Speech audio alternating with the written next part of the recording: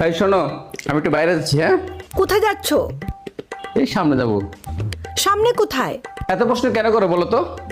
কোথায় যাচ্ছে সব ডিটেলস তোমাকে বলতে হবে?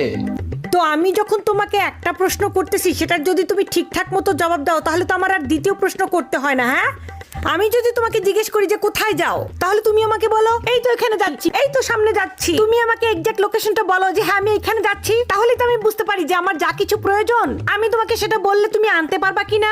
হ্যাঁ, তা না বুঝে তুমি বলো যে এই যে এখানে যাচ্ছি, ওখানে যাচ্ছি, এই তো এখানে, এরকম করে বলো কেন? হ্যাঁ, ডিরেক্ট বলবা যে আমি এখানে যাচ্ছি, যাতে আমি বলতে পারি আমার এই জিনিসগুলো লাগবে, আসার সময় নিয়ে এসো। একটু বলতে তো পারবো।